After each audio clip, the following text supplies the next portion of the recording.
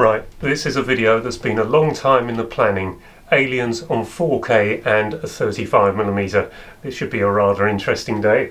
Well, I think we should give Simon the honours of opening this 4K because I haven't even opened it to check it. So Simon, over to you. Oh wow. And let's hope the damn thing actually plays, otherwise this could be an interesting day. Very exciting. Let's see if I can... Well, this has definitely not been opened before. I might need to get some assistance on this, John. Just 1 second.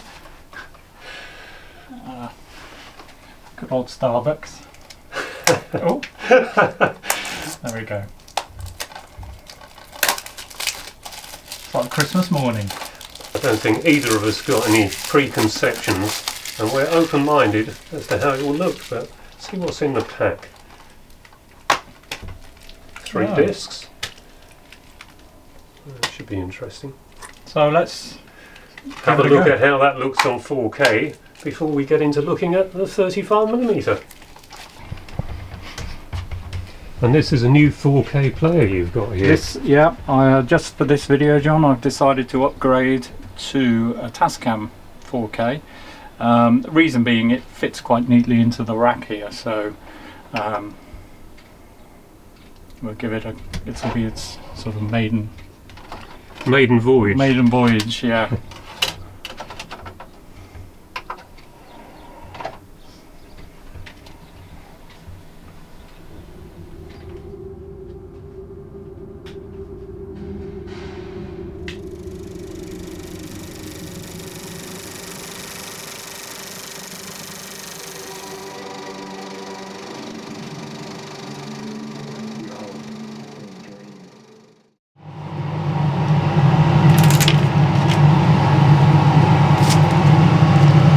Easy as putting a 4K disc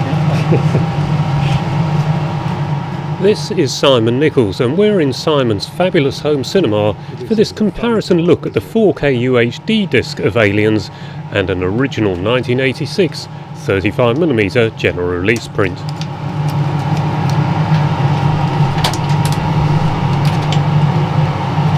make sure it's in the gate.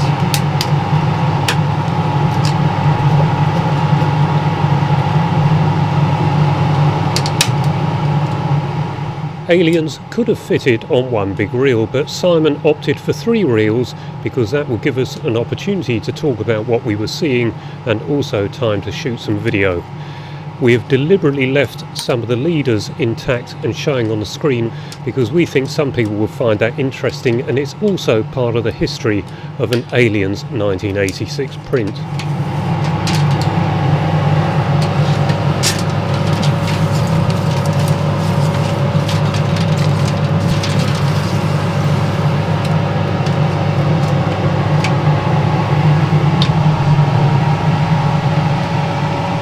Dolby A on this print, so it was pre-DSR format, which added a little bit of extra noise reduction, and we're set the level to Dolby 7.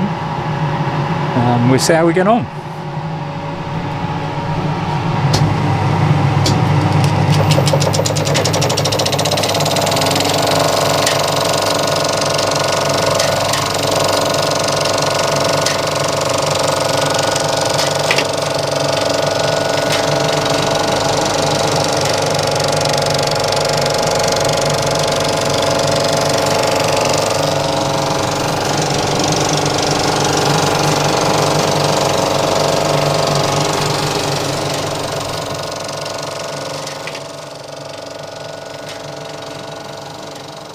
As we progress through this, you will see a few still frames that are shown on screen of both the 4K and the 35mm, but please bear in mind that the 35mm is not particularly representative of how it appeared to our eyes.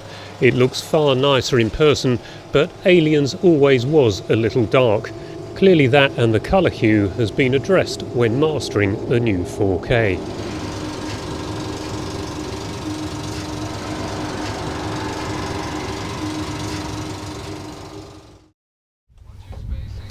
We've just finished watching Aliens on 35mm and we've looked at extensive parts of the 4K, and I think we both felt the same way when we first put this 4K on, Simon. How was that?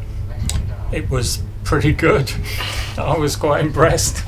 I think we were both a little disappointed. Holy cow, how does it look this good?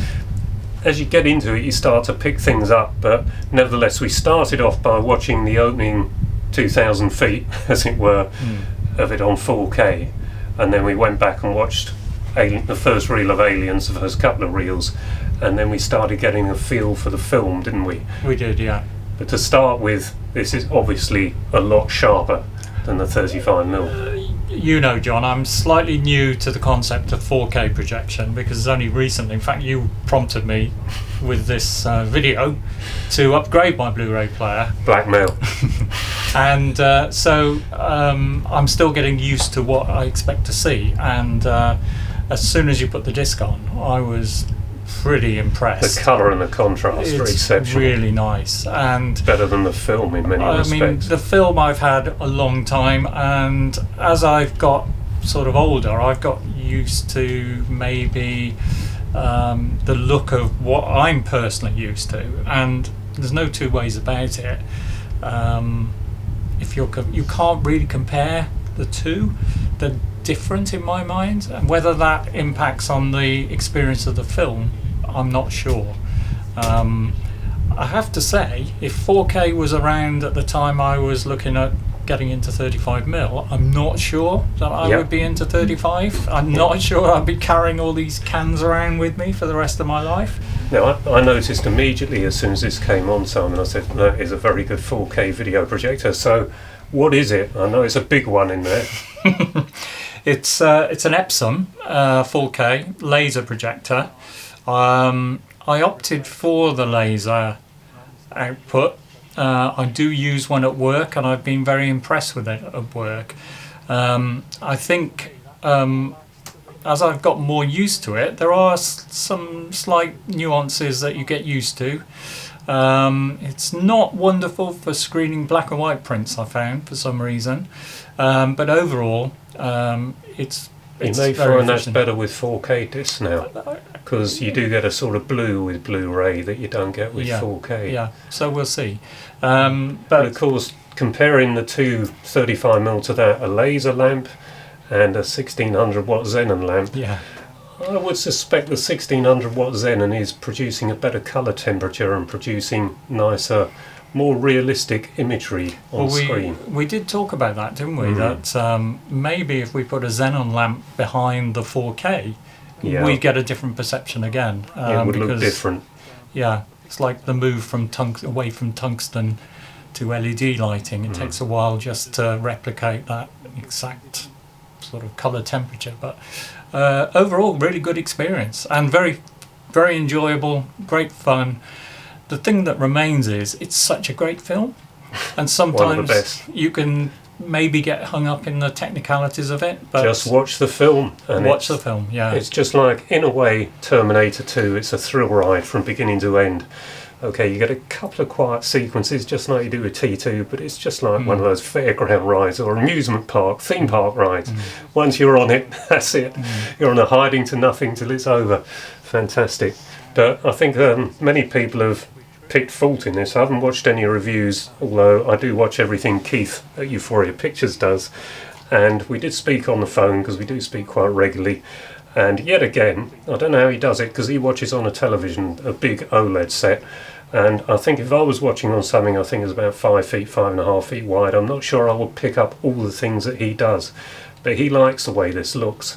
And I have to agree with him, for if you're new to the whole movie collecting and you purchase this as a sort of a general 4K or home video collector, I think you'd be chuffed to bits with this. Totally agree. I mean, I couldn't sit here and pick fault with it, knowing what I know about 35. It is it's definitely a different experience, and you know, I can almost understand why James Cameron wanted to maybe tweak things, because I mean, I think I showed you in the film cans that this print came with, there's a little note to say, please projectionist, check your light output before you present this film. Dense print.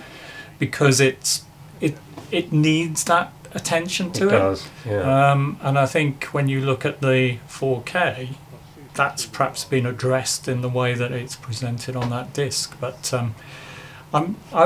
before I bought the 4K player, I was slightly bemused as to what the criticisms were with the disc. But it's very hard to see.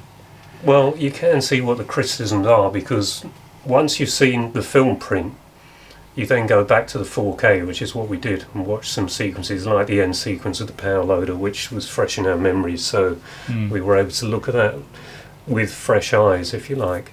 But you can see that something's been done, and there's not the depth of field somehow that you've got with a film print, and there are characters in the backgrounds that are just too sharp. That wouldn't happen with a film. No. And so in some ways it's been made to look a bit artificial, whereas you get that reality, the natural look of the film all the way through. Yes, it's softer, and I think somehow this would benefit from being slightly softer, because it's been sharpened up, it's been made to look as perfect as possible, and then after all the scrubbing, the image noise reduction that's been applied, there's then been a faux film grain put back in, which I like. They did this with American Graffiti, and knowing that was shot very low quality as Techniscope, and what they've done with that, apart from maybe half dozen shots, marvellous. And that has been applied to this. I think The Exorcist is another one where it was slightly too sharp, but it's lost some of that natural look. This, in isolation, you think is perfect. After you watch the film, it's different. And it's like comparing vinyl with CD. You know, you could argue vinyl's better or CD's better. It doesn't really matter. It's what you prefer, or more importantly, maybe how you first either heard that piece of music or looked at the film, and that memory that you've got, trying to replicate that nostalgic feel.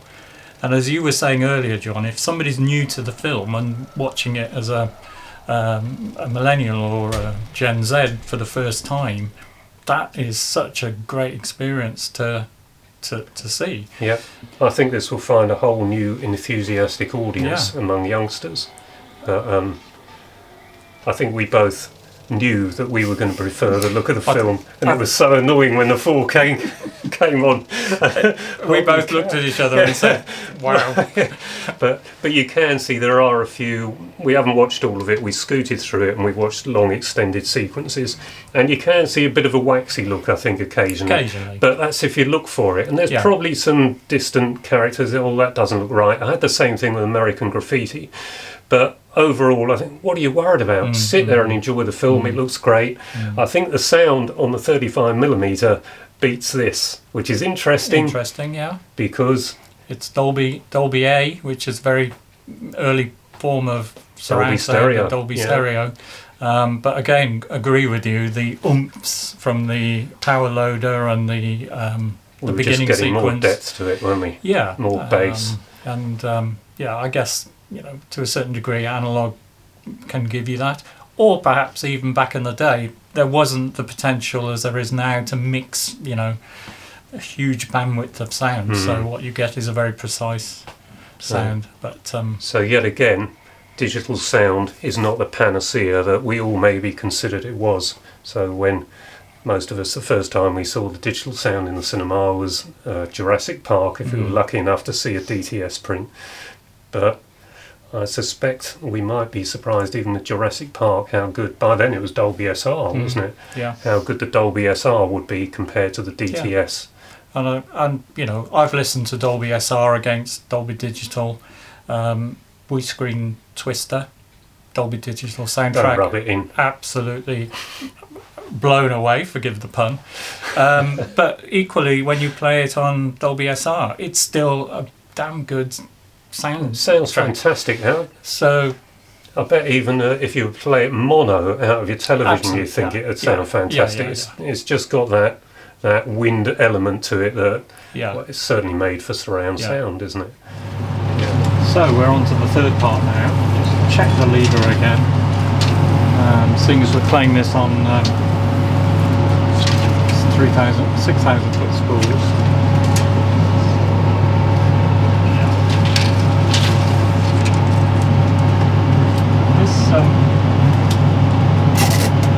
This print's been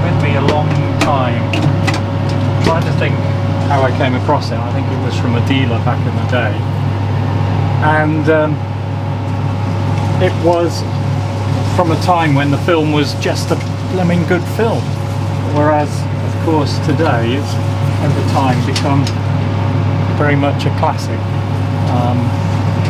And we were chatting about this earlier, wasn't we, John, about the fact you go and see a band when they're starting out, and then suddenly, like Oasis, you can't get tickets for them, but you remember when you saw them. We both talked about when we first saw this film, not knowing anything about them, limited knowledge of James Cameron's work, and suddenly we were blown away by it, which is I was sat there hoping that they just didn't mess up Alien, and what a revelation revealed itself to me at the Odeon Leicester Square 3 times.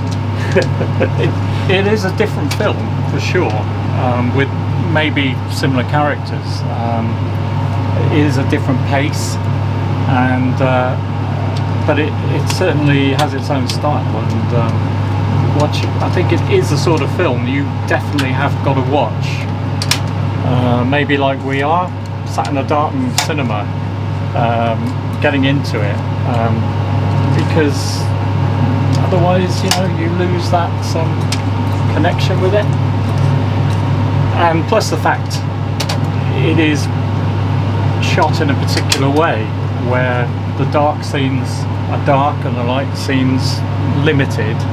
Again, if you've got any sort of ambient light in with the viewing, it's going to take away maybe some of the artistic appeal of the film as well. Yes, and this print has certainly got artistic appeal. I think we'll speak about that some more a little later. Depends when this section goes in. Yeah. Okay, well, take your seats again, please. We're into the final part of Aliens.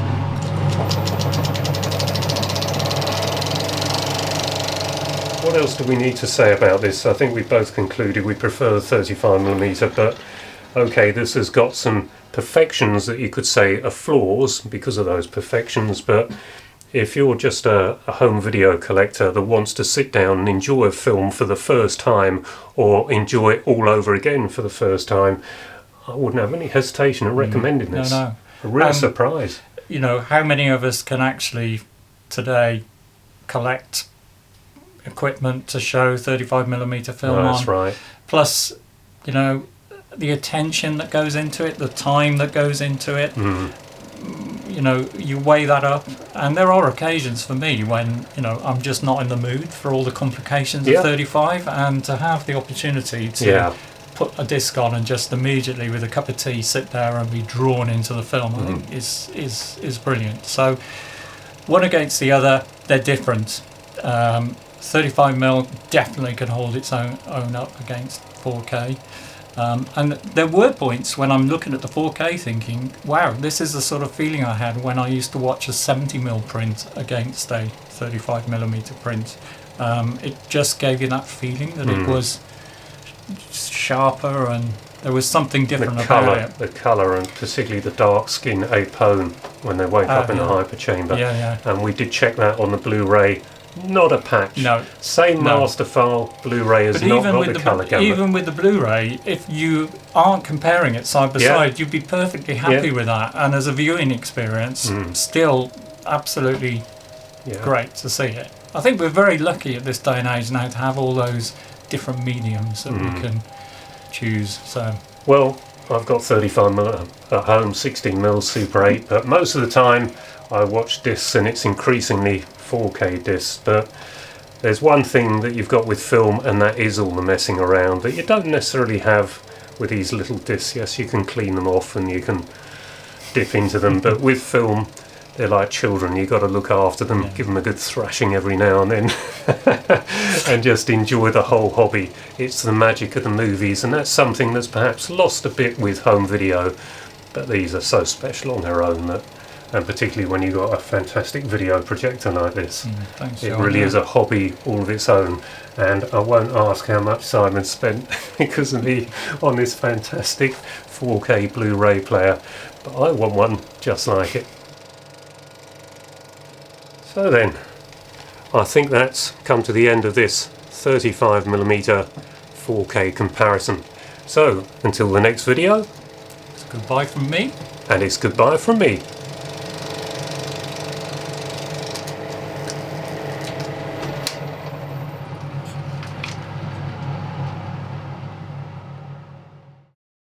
As you would expect, Simon and I continued to discuss Aliens after the cameras were turned off, and there were a few things we felt we should have mentioned or wish we'd remembered we'd mentioned. And one of those things is that fortunately Simon had the foresight to take some snaps of the leaders while he was assembling the prints. We did show one of these items from when he was assembling the print, but not the actual leaders. And so Aliens does appear to have had alternative names perhaps, or foreign names on some of the leaders. We don't know how this came about, but it's all part of the history, and so got to show these pictures here. So maybe that's a bit more information for this great film that those fans of it were probably never going to see otherwise, unless a film collector had an original 1986 theatrical print. Now, there's one thing I wish to say about the 4K of Aliens, and that's, for goodness sake, do not have your television or your video projector set too bright, otherwise the picture is just going to look like a digital mess. It will ruin it.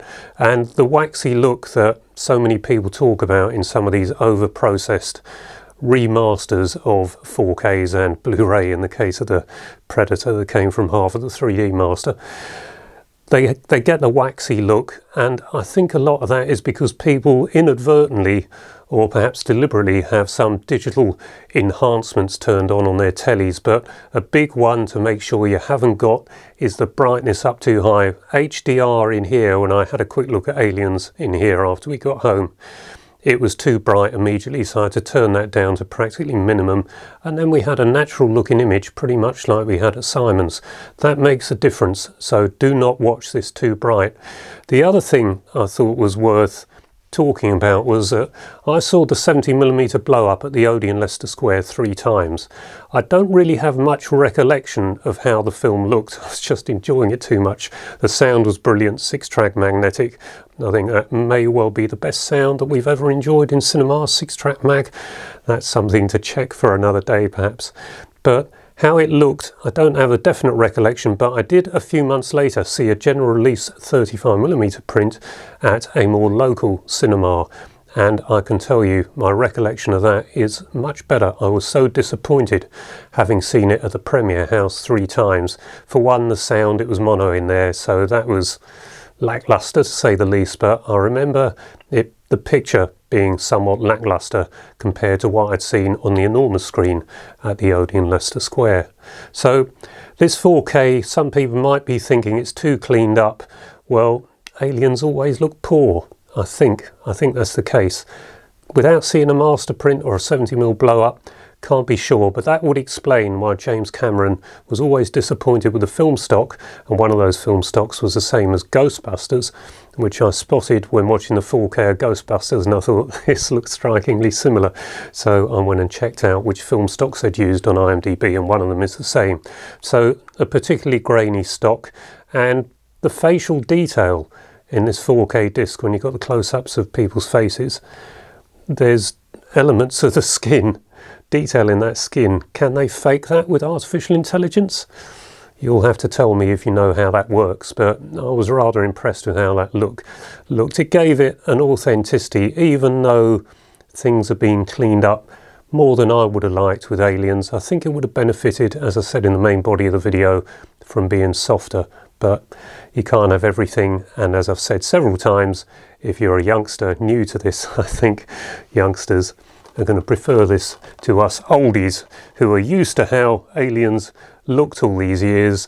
I know people have slagged off the standard Blu-ray that's been out for years. Maybe that's because on 35mm, perhaps on a blow up to 70mm in the master print, it never looked brilliant in the first place. But I've run the Super 8 print twice in here recently to get ready for this, and I ended up loving how that Super 8 print looked, and I would prefer that over the 4K, even though that's pristine.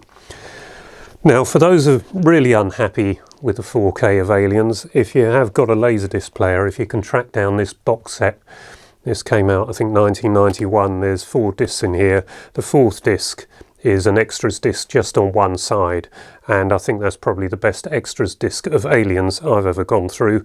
But it's CAV, which is why it's over 5 sides. Unfortunately, it's a special edition which spoils the film a little for me, but I know others prefer it. So if you prefer that version of the film, the control you've got over constant angular velocity laser disc, half hour aside, but you can fast forward, you can step through a frame at a time, and that's why the extras disc works so well. Frame at a time, you can read, look at the pictures, step on, it's immediate, brilliant. So that's my recommendation for Aliens if you're not happy with the 4K. Now there is also DVD, which I have to admit I've never actually watched. In fact, none of these I've watched. I've just run them in sync with the Super 8 print to get the ultimate sound, as it were, and the ultimate image quality at that time. But I have dipped into them all. I did the re-recording of my Aliens, my main print of Aliens, from this NTSC Laserdisc, and this is the original sound that Simon has got on his 35mm print.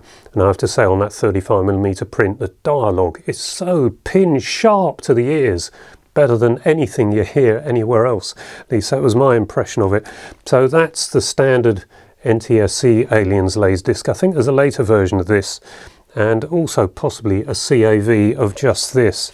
And this is the PAL release of the special edition of Aliens, which I only got because it was £8 in a shop that was selling off a load of bankrupt stock.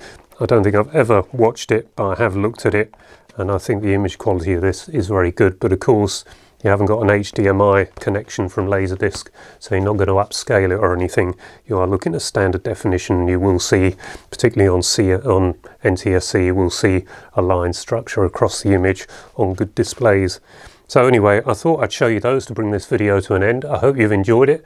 If you did, please give it a like, perhaps consider subscribing, and if you like this type of video, we did one last week or about 10 days ago with Terminator 2. If you like this sort of thing, Simon has got one of the biggest collections, I think, of anyone I know, and it's all my type of film. So, possibilities for the future, let me know, and until the next video, bye-bye for now.